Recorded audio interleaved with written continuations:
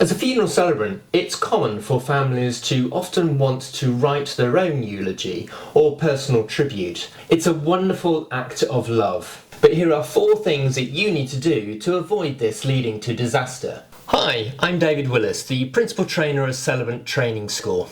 Today I'll share with you 4 clear approaches to managing family-written tributes. By the end of this video you'll know exactly what to do and why. This will help you work with families professionally, ensure clarity and prevent potential mishaps.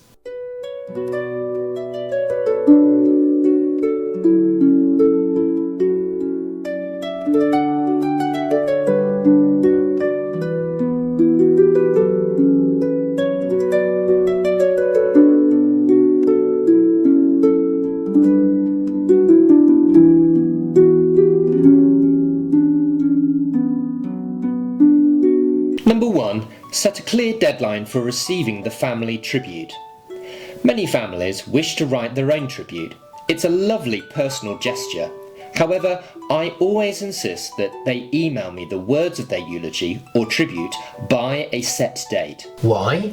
As a celebrant, we are responsible for the timings of the funeral service, and so we need to see their tributes to make sure that it's not too long. By having their words from their tribute, you can then glean additional insights to include in your opening words of the funeral service to ensure that they are deeply personal and accurate as you begin the funeral. You can ensure there isn't any repetition, especially if there is more than one personal tribute. This will make the service more engaging for everyone. You can also offer to include their tribute into your printed script, and that way they're not fumbling around with mobile phones or bits of paper on the day. It reduces their stress and it makes it more dignified. Lastly, it's belt and braces. If on the day they are too emotional to read the eulogy, you've already seen it and you can now read it for them on their behalf. There's usually just 1 or 2 weeks between the meeting with the family and the funeral service, and so a firm deadline ensures there's enough time to review, check and to suggest any necessary changes. This clarity is professional and businesslike, and the family will appreciate knowing exactly what is expected.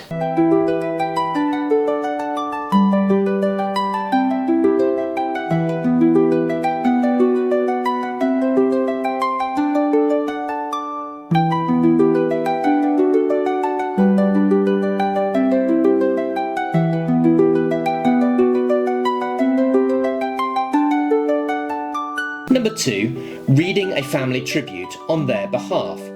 Some families write their own tribute, but know that grief may make it too difficult for them to read it on the day. In these cases, the family normally ask in advance, or I will offer to read it for them on their behalf. In this situation, to ensure that you can read it authentically, you will need to edit it so that the words and the grammar is right for you.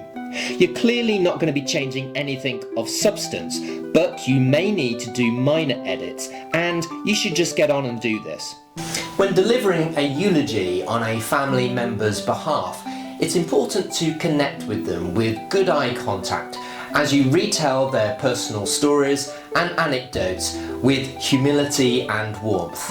Number 3 is co-creation of the eulogy using a scaffold. Occasionally, a family member may be enthusiastic about writing a personal tribute, but you get a sense that they may not actually grasp the full emotional demands of doing this task. They might be very used to and very skilled in writing, but facing a blank sheet of paper can often be daunting. They will be desperately wanting to do what they feel is their duty and an act of love, but don't know where to start. When I sense this might be the case, I suggest I start the eulogy for them with a scaffold. I will offer to draft an initial outline, an obituary-style tribute covering the key facts. Then hand it over to them so that they can then add their own personal stories and memories in a co-creative process. This collaborative method helps them to get started and supports them in their desire to have a tribute that they have written. Not every celebrant will use this approach because it does take more time, but families really appreciate it. Once written, the family can still choose to read it themselves or for you to read it on their behalf.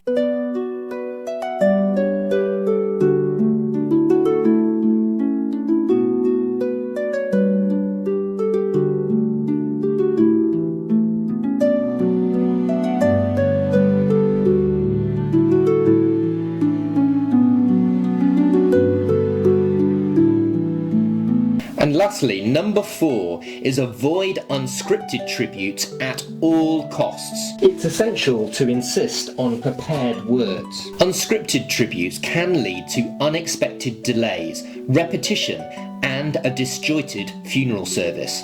Allowing someone to speak without preparation risks the service's flow and can cause distress to other people in the audience. Whenever you hear of a funeral ending in disaster, with it running over or someone walking out in disgust, it's usually because the celebrant, or often the minister, has allowed someone to make an unscripted tribute. By ensuring that every tribute is written and shared in advance, we maintain a dignified, coherent, and respectful farewell. Never let this happen, as it rarely ends well. So to sum up then, whether a family reads or asks you to read the tribute, always insist on getting the words in advance. It shows professionalism, it supports the family, and prevents costly mistakes. Do you agree? Share your views in the comments. For more help and resources, check the links in the description below. And if you found this video helpful, please give it a like, share it and subscribe to the channel, and put the notifications on for more tips, hints and inspiration on becoming a successful celebrant. I look forward to seeing you next time.